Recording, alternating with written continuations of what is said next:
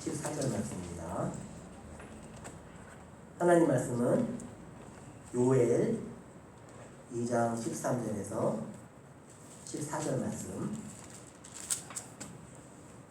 한 목소리로 봉독하시겠습니다. 너희는 옷을 찢지 말고 마음을 찢고 너희 하나님 여호와께로 돌아올지어다. 그는 은혜를 보시며 자비로우시며 노하기를 견디하시며 이내가 크시사 뜻을 돌이켜 재앙을 내리지 아니하시나니 주께서 오시 마음과 뜻을 돌이키시고 그 뒤에 복을 내리사 너희 하나님 여호와께 소재와 존재를 깨지게 하지 아니하시는지 누가 알겠느냐. 아멘. 요엘은 시대에 대한 이야기가 하나도 없습니다. 그런데 요엘 이름은 여호와는 하나님이시다. 그 이름의 뜻이 그렇습니다. 여호와 그분이 하나님이시다. 여호와 그분이 나의 하나님이시다. 이런 귀한 고백이 들어있습니다. 우리 가정에 우리는 여호와 하나님 모시는 가정입니다. 그런 아름다운 이름이 있는 집이 바로 이 요엘의 집이었습니다. 오늘 말씀에 보면 주께서 혹시 마음 같아서 돌이키시고 그 뒤에 복을 내리사 이렇게 말씀합니다. 그러니까 이미 하나님께서 복을 거두하신 거예요. 요엘 선지자는 말씀하기를 너희들 그렇게 하면 잘못된다. 그 길로 가면 나간다. 그런 경고의 말씀이 없어요. 왜냐하면 이미 심판을 받아가지고 다 망했습니다. 복이 다 거둬져 버렸어요. 그런데 그런 상황에서 세상 사람이라면 에이 다 끝났다. 그냥 끝났다. 그리고 그만두겠죠. 그런데 오늘 말씀해 보니까 우리 주께서 하나님이 어떤 분이냐? 혹시 마음과 뜻을 돌이키시고 그 뒤에 복을 내리실지 어떻게 하냐 이렇게 말씀합니다. 이게 하나님의 모습이에요. 우리 하나님 한번 딱 마음을 먹으면 너희들이 이제 끝났다. 망했다. 그러면 끝내시는 하나님 그렇게 하잖아요. 왜 하나님이 마음이 약하세요? 누구에게 마음이 약하냐? 하나님 앞에 나와서 하나님 잘못했습니다. 살려주십시오. 하나님 제가 잘못했습니다. 도와주십시오. 제발 한 번만 좀 저를 도와주십시오. 하나님 마음이 약한 분이에요. 왜 그런가 보니까 13절 말씀 다시 한번 읽어보겠습니다. 너희는 옷을 찢지 말고 마음을 찢고 너희 안에 여호와께로 돌아올 것이다. 그는 은혜를 주시며 자비로우시며 노하기를 견디하시며 이내가 크시사 뜻을 돌이켜 재앙을 내리지 아니하시나니. 아멘. 우리 하나님 어떤 하나님이냐? 은혜로우시고 자비로우시고 노하기를 견디하시고 이내가 크신 하나님이세요. 하나님을 이렇게 아는 사람이 온전한 믿음의 사람입니다.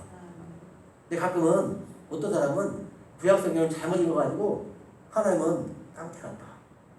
하나님은 무자비한 하나님이다. 하나님은 난폭하다. 이렇게 잘못 알고 있어요. 하나님은.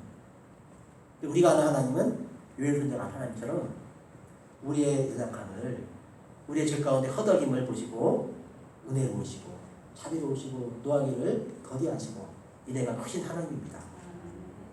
우리 선지도 가끔 힘들고 어렵잖아요. 가정에도 힘들고 어려운 일이 있지 않습니까? 각자의 형편에 따라 저에게도 그런 일이 있습니다. 저에게도 형제 가운데 안타까운 일이 있습니다. 그럴 때 우리 하나님 나갈 수 있는 것은 하나님은 은혜로우시고 자비로우시고 노하기를 더디하시고 이내가 큰 하나님이기 때문에 하나님 앞에 나가는 거예요. 그래서 하나님 앞에 나가서 마음을 찢고 하나님께로 돌아가기만 하면 하나님 앞에 엎드리기만 하면 하나님께서 우리에게 은혜를 베풀어 주신 것입니다. 뜻을 돌이켜서 재앙을 내리지 아니하시는 것입니다. 뜻을 돌이키세요. 이게 놀라운 하나님입니다. 약속을 이루시는 하나님 이렇게 우리가 성리학교를 하잖아요. 그런데 그 약속하신 것이 우리가 약속을 못 지켰잖아요. 그러면 이제 하나님은 약속 못 지켰으니까 너 끝났다. 너 약속 못 지켰으니까 내가 너에게 약속한 복은 취소다. 그럴 수 있잖아요. 그런데 우리가 하나님 앞에 나가서 하나님께로 돌아가서 무릎을 꿇고 하나님 도와주세요. 살려주세요. 다시 은혜를 베풀어 주세요. 그러면 하나님께서 뜻을 돌이켜서 재앙을 내리지 않으세요. 그런 하나님이세요. 이런 하나님을 유대인들은 이해하기가 힘들었습니다. 그래서 에스겔서에도 이와 비슷한 이야기가 나오거든요. 복을 주시려고 했다가도 복 받을 짓 안 하면 복을 거둬버리고, 복을 거뒀다가도 다시 복 받자면 다시 복을 주신 하나님이다. 이런 이야기가 에스겔서에 보면 나와요. 오늘 여기 왜 나오잖아요. 그래서 유대인들이 구약 성경을 이건 진짜 하나님 말씀이다 하고 정경으로 채택할 때 이런 부분 때문에, 이런 부분은 처음에 정경 진짜 하나님 말씀을 받아들였는데 처음부터 확정된 게 아니고 조금 시간이 걸렸던 성경들입니다. 이런 하나님 우리가 분명히 이해를 해야 합니다. 주께서 우리가 돌아오기만 하면 마음과 뜻을 돌이키시고 복을 내리시는 하나님이라는 것입니다. 근데 얼마나 복이 다 하나님이 거두가셨길래 이런 말을 하느냐. 14절 한번 읽어보겠습니다. 주께서 혹시 마음과 뜻을 돌이키시고 그 뒤에 복을 내리사 너희 하나님 여호와께 소재와 전제를 드리게 하지 아니하시는지 누가 알겠느냐. 아멘. 얼마나 하나님께서 복을 거두가셨든지 하나님께 소재를 드릴 게 없어요. 전제 드릴 게 없어요. 하나님 앞에 구약시대는 예배하려면 양이 있거나 양이 없으면 비둘기라도 있고, 그리고 소재 밀가루라도 있고, 또 이렇게 부어드릴 그런 제물로 쓸 그것이 있어야 되는데 너무 흉년이 들어가지고 모든 것들이 하나도 떨어져서 하나님 앞에 예배할 수도 없는 거예요. 그런 적이 됐는데 다시 하나님께서 은혜 주셔서 소재를 쓸 밀가루를 주시고 전제로 부어드릴 또 포도즙을 주시고 해서 하나님 앞에 예배하게 하실지 누가 아느냐. 나는 여호와의 자비하심과 인애를 믿으며 우리가 돌아가기만 하면 하나님께서 그렇게 해줄 것이라고 나는 믿는다 얘기하는 거예요. 근데 우리가 믿는 대로 된다고 하죠. 믿는 대로 되는 겁니다. 우리가 힘들고 어려울 때 하나님께로 돌아오기만 하면 하나님께서 우리를 살려주십니다. 회복해 주십니다. 하나님 우리가 돌아와서 하나님 앞에 엎드리기를 기다리세요. 그러면 하나님 다 준비하고 계시다가 그걸 주시는 겁니다. 그래서 우리 손들 가정에, 우리 손들의 직장과 사업장에, 우리 학생들 학교에 하나님께서 주시려고 하는, 돌아오기만 하면 주시려고 하는 이 복이 다 임하기를 축원합니다. 이 요엘서에는 그런 이야기가 시대가 없으니까 아예 오고 오는 모든 시대에 다 적용되는 말씀이라고 할 수가 있습니다. 이 요엘서는 중요한 4가지 특징을 가지고 기록된 것을 볼 수가 있습니다. 첫째는 메뚜기의 재앙을 가지고 이야기를 시작합니다. 메뚜기의 재앙을 가지고 이야기를 시작하는데 1장 4절 말씀을 한번 같이 읽어보겠습니다. 요엘 1장 4절 말씀. 팥종이가 남긴 것을 메뚜기가 먹고 메뚜기가 남긴 것을 느치가 먹고 느치가 남긴 것을 황충이 먹었다. 아멘. 우리는 이 메뚜기가 얼마나 무서운지 모르잖아요. 그런데 펄버교사의 대제라는데, 그런데 보면은 메뚜기 떼가 나가면 농부들이 다 얼굴이 하얘져요. 포도농사 짓는 사람들이 농부들이 얼굴이 다 하얘져요. 왜 그러냐면 메뚜기가 얼마나 무서운지, 메뚜기가 오면 포도농사 지면요 이파리 다 갉아먹어요. 이파리만 갉아먹으면 다행이죠. 메뚜기가 입이 얼마나 강한지 메뚜기가 포도나무의 껍질까지 다 갉아먹어요. 껍질 다 갉아먹으면 포도나무가 하얗게 되겠죠. 그러면 이제 완전히 끝난 겁니다. 포도나무가 죽는 거예요. 그 메뚜기 말하니까 저희들 어릴 때 왜 이렇게 사막이 많은지 모르겠습니다. 사막이 손에 사막이 이렇게 나잖아요. 그러면 아이들끼리 야 이거 사마귀한테 물어 뜯기면 이거 났는데, 사마귀가 굉장히 무섭잖아요. 사마귀 장난치면 사마귀가 이렇게 공격하잖아요. 사마귀 소리 무술에도 사마귀 공법이 있잖아요. 근데 그게 이제 굉장히 털이 강한데 이 사마귀에다가 이렇게 뜯어먹히면 이게 낫는다는 뜯어먹히는 건데 막 뜯어먹어요. 아프죠. 근데 메뚜기도 털이 굉장히 강합니다. 메뚜기들도 막 뜯어먹히고 그랬어요. 그렇게 강합니다. 한 종류만 해도 힘들 텐데 여기 보니까 팥종이, 메뚜기, 느치, 황충이 전부 메뚜기 종류예요. 이게 내려놨다면은 끝장입니다. 애굽의 바로도 우박이 되는데도 항복을 안 하죠. 그런데 그 위에 우박에 상한 그 밑에 있는 조그만 싹을 메뚜기가 싹 깔아먹었습니다. 이게 끝난 거예요. 그럼 이제 망한 거죠. 이 메뚜기는 그렇게 무서운 존재였습니다. 그럼 메뚜기 재앙을 통해 가지고 너희들은 망했다. 하나님 떠난 너희들은 끝났다. 너희들은 소망없다. 이런 걸 아주 강렬하게 보여줘요. 그러니까 이 말을 듣고 정신이 불뚝 드는 거죠. 아주 강렬하게 말씀을 하고 있습니다. 그리고 이것을 너희 자녀에게, 자녀를 그 후세에 말해라. 계속 전달하라고 이야기하고 있습니다. 하나님 떠나면 망할 일밖에 없다. 이야기를 아주 강렬하게 하고 있는 것입니다. 그렇게 메뚜기에 대해서 이야기를 하고 있고 초토화될 것을 경고하고 있습니다. 그래서 이 메뚜기 심판은 그 당시 사람들이 메뚜기 와서 다 갉아먹었다? 그럼 이거는 신의 심판으로 봤습니다. 그러니까 믿는 사람들은 이것은 하나님의 심판이다. 그걸 뚜렷하게 인식하고 있는 거죠. 우리가 잘못해서 우리는 지금 하나님으로부터 진노를 받고 있다. 이걸 뚜렷하게 알게 해줄 수 있습니다. 근데 이제 이 메뚜기를 이렇게 설명하는데 군대에 비유를 해요. 군대와 가지고 완전히 초토화시킨 거죠. 그리고 나중에 보면은 군대 얘기하는데 군대를 또 메뚜기처럼 비유를 해요. 그리고 요에서 보면은 약간 귀한 거지. 이게 실제 군인이 와가지고 이 이스라엘을 완전히 쓸어버리는 것 같기도 하고 메뚜기 와서 싹 쓸어서 먹을 게 없게 하는 것 같기도 하고 두 가지 답니다. 하나님 떠나면요 군대가 완전히 땅을 싹 쓸어버려요. 그리고 또 메뚜기 가지고 땅을 딱 쓸어버리고 있습니다. 역사적으로 그런 일이 실제로 나와 있었죠. 둘째로는 여호와의 날에 대해서 이야기합니다. 우리에게는 여호와의 날 그러면 이날은 여호와의 날 그러면 우리 기뻐하며 즐거워하며 이렇게 노래하잖아요. 찬송하잖아요. 우리에게는 기쁨과 즐거움이 날입니다. 그런데 하나님 떠난 자들에게는 재앙이 날입니다. 심판이 날입니다. 하나님 안에 있는 자들은 보호받고 치료받고 회복되고 하나님의 은혜와 사랑받는 그 여호와의 날은 기쁘고 즐거운 날입니다. 주의 날, 주일은 행복한 날입니다. 근데 세상으로 떠난 사람들에게는 이 날은 무섭고 두려운 날입니다. 이것이 종말의 심판의 날까지로 연결이 되고 있습니다. 한번 어떤 말씀이 나오는지 한번 찾아보겠습니다. 1장 15절 읽어보겠습니다. 슬프다 그날이여 여호와의 날이 가까운 날이 곧 멸망같이 전능자에게로부터 이르리로다. 아멘. 여호와의 날인데 멸망같이 전능자에게로부터 이르리로 이 말을 하는 거예요. 누구에게 이런 말 하느냐? 하나님을 떠난 자에게. 하나님을 떠나서도 아직 기회가 있어요. 돌아오면 됩니다. 안 돌아오고 버티고 있으면 결국은 멸망같이 이 여호와의 날이 임한다는 것입니다. 김나간 탕자 좋을 줄 알았죠.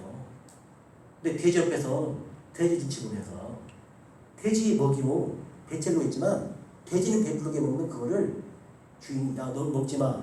네가 돼지냐? 돼지보다도 못한 거기까지 내려가지 않았습니까? 그러니까 여호와의 날이 하나님 떠난 자들에게는 그렇게 멸망의 날이 된다는 것입니다. 2장 1절을 한번 읽어보겠습니다.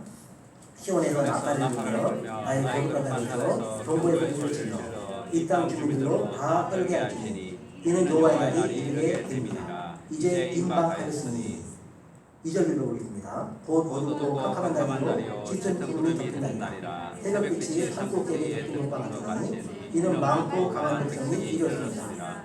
이와 같은 것이 옛날에도 없었고 이후에도 대대에 없습니다. 아멘. 전무후무한 그런 엄청난 떨게 되는 이 땅 주민들이 다 떨게 되는 그런 심판의 날이 온다는 것입니다. 누구에게 그러냐? 하나님을 떠난 자들. 끝까지 회개하지 않고 돌아오지 않는 자들. 그런데 다행히 우리가 이 땅에 사는 날들이 다 귀해지요. 그런데 우리는 이왕이면 이 땅에 젊어서부터 이 땅에 힘 있을 때 하나님께로 돌아와서 그 은혜 가운데 살기를 바랍니다. 아멘. 평생 이 여호와 날이 진노의 날이 되다가 마지막 날에 아이고 하나님 제가 잘못했습니다. 그리고 회개하고 돌아가도 그 사람은 그래도 못 깨달아죠. 그러나 참 옆에 서볼 때 안타깝지 않습니까? 평생 좋은 날들 다 헛되게 보내지 않고 젊어서부터 힘 있을 때 그런 은혜 삶을 살기를 바랍니다. 11절을 읽어보겠습니다. 11절 여호와께서 그의 군대 앞에서 소리를 지르시고 그의 진영을 심히 두고 그의 명령을 행하는 자는 강하니 여호와 날이 크고 심히 두렵도다. 당할 자가 누구이냐? 아무도 당할 사람이 없다는 것입니다. 31절, 2장 31절, 32절을 읽어보겠습니다. 여호와의 그 두려운 날이 이르기 전에 해가 어두워지고 달이 핏빛같이 변하리라. 누구든지 여호와의 이름을 부르는 자는 구원을 얻으니 이는 나 여호와의 말대로 시온산과 예루살렘에서 피할 자가 있을 것이며 남은 자 중에 나 여호와의 이름을 부르는 자가 있을 것입니다. 아멘. 여기 보니까 누구든지 여호와의 이름을 부르는 자는 구원을 얻으니 이렇게 말씀을 하고 있습니다. 누구든지 여호와의 이름을 부르면 구원을 받는다는 것입니다. 놀라운 이야기죠. 누구든지 여호와의 이름을 부르면 다 구원을 받게 되고, 그리고 남은 자가 있는데 그들은 부름받을 때 하나님께로 돌아온다고 말씀을 하고 있습니다. 이게 거의 종말론적인 심판이죠. 해가 어두워지고 달이 핏빛같이 변하리라. 이건 요한계시록에 나오는 말씀과 비슷한 말씀입니다. 지구적인 변화가 있기 전에 남은 자들은 다 구원받는다는 것이 우리의 위로입니다.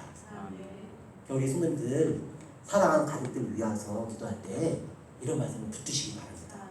이게 약속의 말씀을 붙드는 거예요.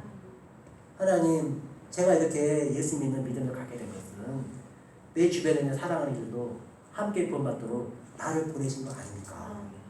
나의 사랑하는 가족들이, 나의 사랑하는 이웃이 이 하나님께 부름받은 자로, 남은 자로 누구든지 주의 이름을 부르는 자는 구원받게 된다는 그 은혜가 하나님 되게 해주셔서 이 약속의 말씀 붙잡고 계속 기도하시기를 바랍니다.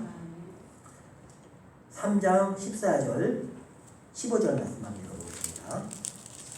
사람이 많으며 심판의 골짜기에 사람이 많으며 심판의 골짜기에 여호와의 날이 가까우니라. 해와 달이 깜깜하며 별들이 그 빛을 거두리라.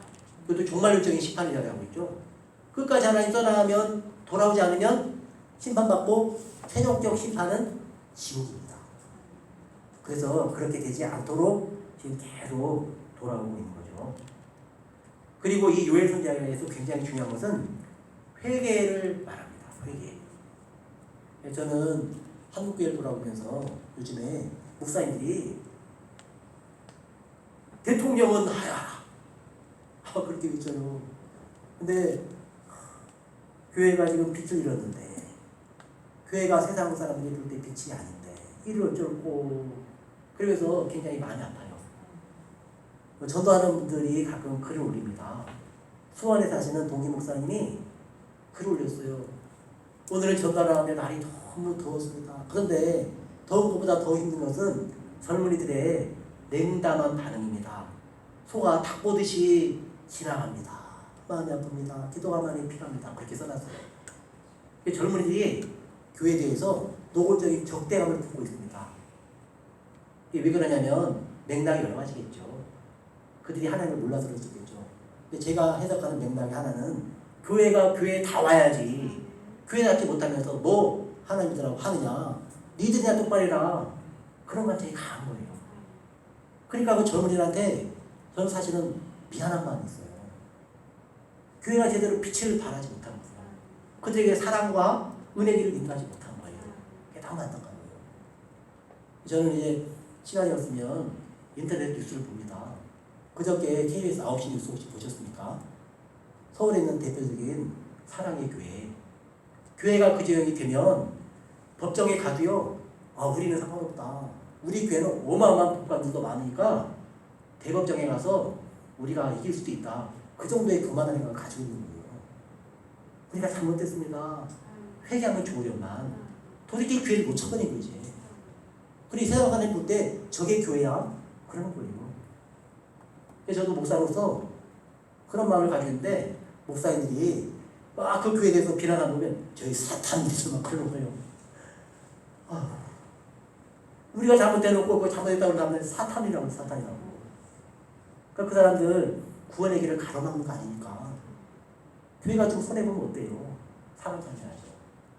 그 회개를 잃어버린 교회의 안타까운 모습입니다. 요한 선지자는 어떻게 말하냐면 백성들을 불러 모으라, 장로들을 불러 모으라, 어린아이와 젖먹이까지 다 불러 모으라, 신랑과 신부까지 다 불러 모으라. 그리고 제사장들은 성전에서 울고 회개하라 이렇게 말합니다. 울고 회개하면은 그러면 사는 길이 생기는 거예요. 한국교회도 울고 회개하는 게 사는 길입니다. 모든 부흥은 회개로부터 시작됐습니다. 하나님께서 타락한 세대를 회복시킬 때는 항상 회개운동을 일으켰어요. 회개운동이라면 부흥운동이랍니다. 부흥이라고 어떻게 되냐? 각자가 자기 자신을 하나님 앞에 굴복시키고 나를 통하여 하는 뜻이 이루어지기 원합니다. 그럴 때 하나님의 부흥이 일어났습니다. 여기도 회개할 때 어떤 일이 일어나는가? 2장 18절 말씀, 2장 18절 말씀 한번 같이 읽어보겠습니다. 그때 여호와께서 자기의 땅을 극진히 사랑하시며 그의 백성을 불쌍히 여기실 것이라. 아멘. 회개하고 돌아오면은 극진히 사랑하신대요. 하나님은 우리를 사랑하신들이 사랑을 안 하신 적이 없습니다. 심판하시는 하나님은 아픈 마음으로 우시면서 우리에게 증언하시는 겁니다. 그래서 돌아오기만 하면 그 백성은 불쌍히 여깁니다. 그럼 어떻게 되냐?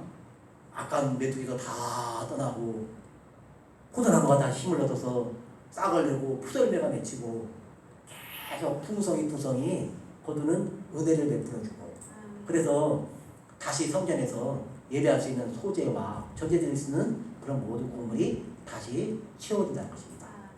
돌아오면 삽니다. 돌아오면 사는 것입니다. 근데 돌아오는 일에 회왕이기 때문에 우리의 기도가 필요해요. 성령의 은혜가 필요합니다. 그래서 돌아온 영혼들이 돌아올 수 있도록 우리 함께 기도를 하는 것입니다. 우리에게도 회개할 기회를 주실 때 하나님께로 돌아오고, 회개하면 받아주시는 그 하나님을 우리 모두 찬양하길 바랍니다. 아멘. 그리고 요엘서에서 굉장히 중요한 것은 사도 베드로와 바울 사도에게 중요한 메시지입니다. 사도행 2장에 보면 오순절 성령 강림이 있는데, 그것은 베드로 사도가 설교할 때 인용한 오늘 요엘서 2장 28절부터 30절까지의 말씀입니다. 한번 같이 요엘 2장 28절에서 30절 말씀 같이 읽어보겠습니다. 그 후에 내가 내 영을 만민에게 부어주니 너희 자녀들이 장래일을 말할 것이며 너희 늙은이는 꿈을 꾸며 너희 젊은이는 이상을 볼 것이며 그때 내가 또 내 영을 남종과 여종에게 부어줄 것이며 내가 이 영을 하늘과 땅에 베푸리니 곧 피와 불과 연기의 기둥이라. 아멘. 성령을 보시는데 언제 부어주시느냐? 언제 보시느냐? 회개하고 하나님께 돌아올 때. 항상 성령 충만을 언제 임하느냐? 하나님 앞에 회개하고 돌아올 때. 그때 성령 임합니다.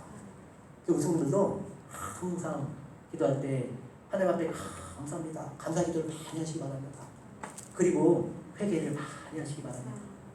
회개하면 우리를 정결하게 하시고 성결하게 하시고 성령으로 충만하게 하시고 성령의 권능받아 하나님의 은혜를 입게 하십니다.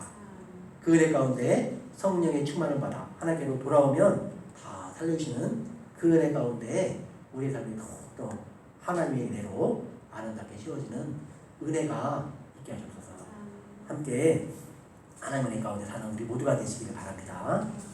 하나님 아버지 은혜를 감사합니다. 우리를 부르시고 인도하셔서 하나님의 사랑으로 불러주시니 감사합니다. 하나님 돌아오기만 하면 노하시기를 더디하시고 은혜로우시고 자비로우시며 은혜가 크신 하나님께서 우리를 긍휼히 여기시고 살려주시고 다시 회복주셔서 모든 것들이 하나님의 복으로 채우실 것이라고 약속하셨습니다. 그 약속이 우리 사랑하는 성도들 안에 가정의 삶 현장에 임하게 하여 주옵소서. 예수님 이름으로 기도하옵나이다. 아멘.